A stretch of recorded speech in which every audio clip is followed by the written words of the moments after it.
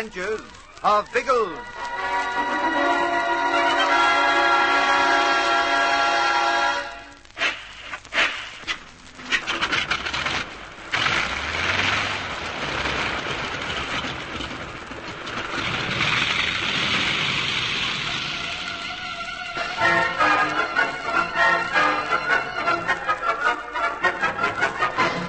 Coming back from the lagoon, Ginge and Tom Haymans are reminded of the old negress by the hut in the thorn forest.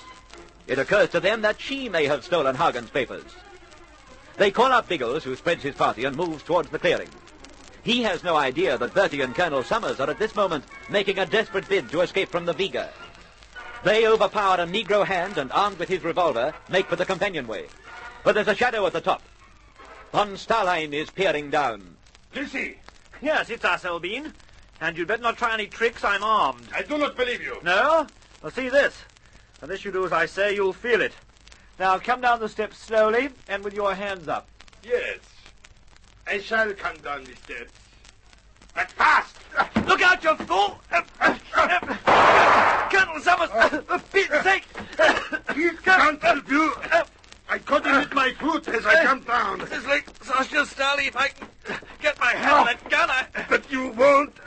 It fell too far away. What's up, blazes? It is my gun, you feel. I'm stepping back, Lizzie. Make no move. You're covered. If you even flinch, I'll shoot. You caught me unaware, Starley. I didn't expect you to jump down the valley stairs. Not into the muzzle of a gun. Which is precisely why I did it. You fired a fraction late, didn't you, Lizzie? No, I'm a clot. I should have fired as soon as I saw you. Oh, no. You're too chivalrous for that. That is a weakness you never correct. Always your enemies may count on your chivalry. Can't say the same about you, I'm afraid. Look at this poor old codger. There's blood streaming from his mouth. I kicked at his face as I jumped. It seems to have knocked him unconscious. Excellent. He won't think it too barely excellent when he comes round. In case you don't know, he's police chief at Kingston, and he takes a very poor view of being knocked about. I'm not interested. Like you, he will serve my purpose. Drag him back into the cabin. Ah, no. I shall keep this other gun. Bally reptile. Well, all right, old bean, you've won this time. What are you going to do? First, see that you and your friends are safely locked in the cabin. Then I go to find the great Inspector Bigglesworth. Biggles? Why? To have a friendly conversation with him. It will be very friendly and most interesting.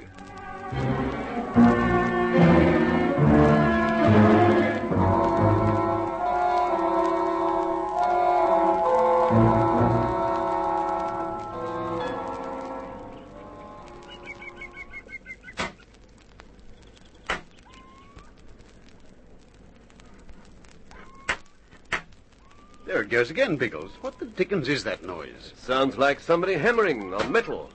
The old girl, do you think? Undoubtedly. I'm hanged if I know what she's doing. Whatever it is, it suits us. The noise is coming from behind the hut, so she's obviously very busy with something there. She won't see us coming. You reckon she'd bolt again, do you? I'm sure of it. She was terrified when she saw Tom and me this morning.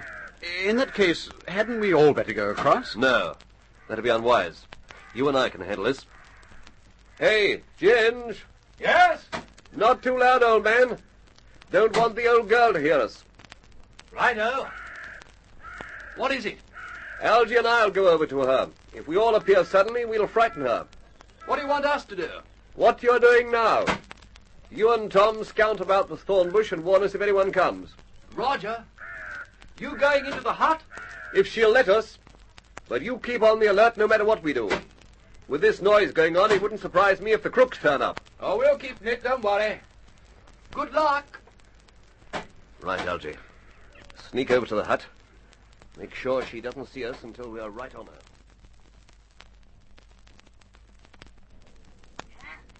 Still behave stubborn, do you? How'd you like that one? I'll break your black face for you. Sounds as if the old devil's walloping her moke. No, he's on the other side of the hut. And whatever she's hitting, it's metal of some sort. Keep pressed against the wall. I'm going to sneak a glance round the corner. Good grief! What is it? Look for yourself. An iron box. She'll ruin it with that axe. What the blazes is he trying to do? Let's ask her. Having trouble, ma'am? Oh! It's all right. We shan't harm you. Perhaps you'd like a cigarette. My respects to you, Massa. Come on, Algy, where are your manners? Light it for the lady. Oh, sorry. Thank you, Massa. You was very kind. Oh, what have you been doing? This old box, he won't open nohow. So you tried to do it with an axe. No keys? I lose 'em. You didn't even ever have them, did you? No, Massa. I mean... Stop yes, lying to I me. Did. Where did you find the box? Come on, tell me. On the beach. Yes, sir. I found it washed up on the beach. No, you didn't. What's your name? Susanna Shaw, Master. Very well, Susanna. Suppose you tell me the truth about the box. We know quite a lot about you. About the way you steal flamingos' eggs, for instance. Oh, yes.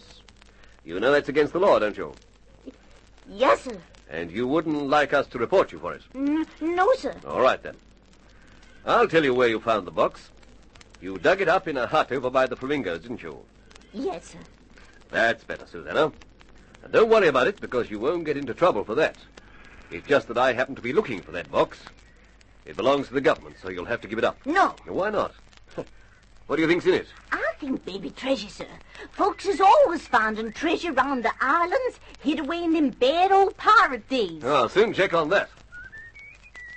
The darn thing's heavy. Doesn't sound like treasure to me, Susanna. Coins rattle and roll. This is more likely to contain papers. You think it's the one? I can't see inside, but I've no doubt about it. I'm going to carry the box into your house, Susanna. Then, while we're comfortable, I want you to tell me the whole truth about it. Who you are, how you found it, why you took it, everything you can think of. Hoist on the other end, Algy. It's a bit heavy for one man.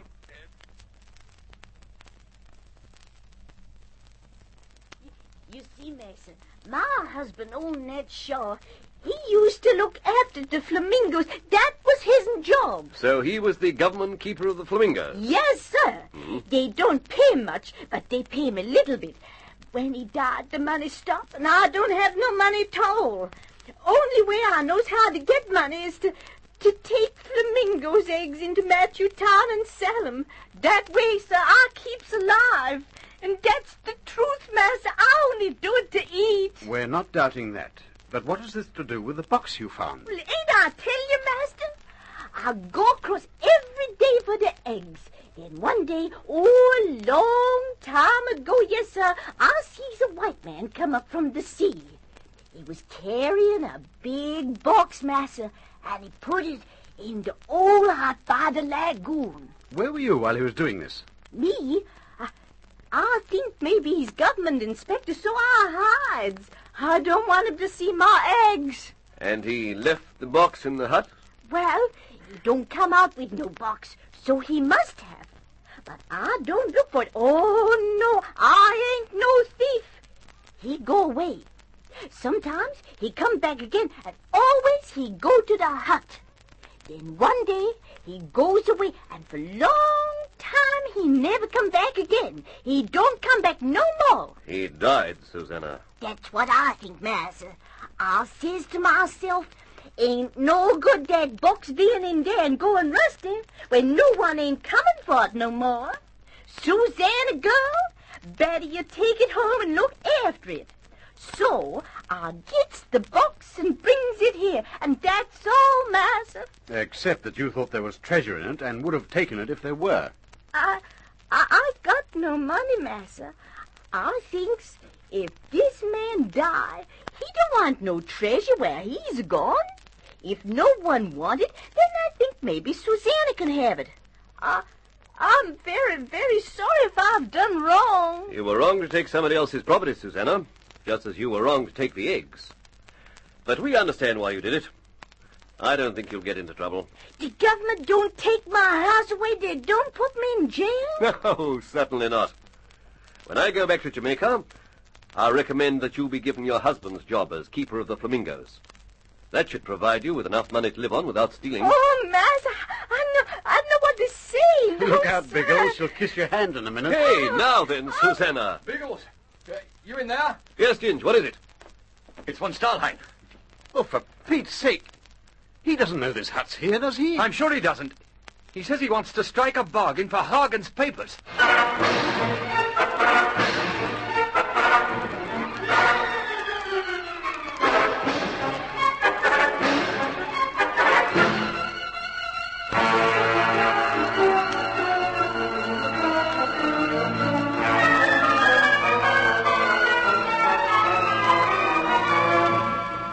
At last, von Starheim shows his hand. Will he force Biggles to give him the papers? What can a leader do when the lives of his men are in danger? Listen for the next tense, dramatic episode of The Air Adventures of Biggles.